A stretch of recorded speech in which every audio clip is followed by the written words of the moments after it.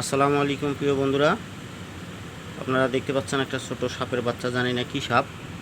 আমি বারান্দায় শুয়ে আছি, দেখি যে আমার পিঠের মধ্যে শিরশির করতেছে। আমি বুঝতে পারি নাই কি। লাফ দিয়ে উঠছি, উঠে দেখি যে একটা সাপ টপ করে আমার ঘরের মধ্যে ঢোকার চেষ্টা করছে। তো আমি বাড়ি মারছি। বাড়ি মারার পরে আমি বুঝতে পারতেছি না যে এটা কী সাপ, এই জন্য ভিডিও করতেছি। এই দেখেন, খুব বড় না, মানে ছোট, কিন্তু মাথাটা দেখেন তো আপনারা কেউ চিনতে পারেন কি না।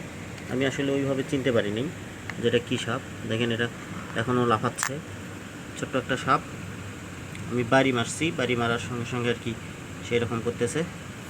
তো হঠাৎ করে আমার পিঠের উপরে শিরশির শিরশির করতেছে, তা আমি বুঝতে পারিনি। আমি ঘুম ঘুম ভাব। দেখেন, আসলে মানুষের দুর্ঘটনা কিভাবে ঘটে, এইভাবেই মনে হয় ঘটে যায়। তো বন্ধুরা, দেখতে থাকেন।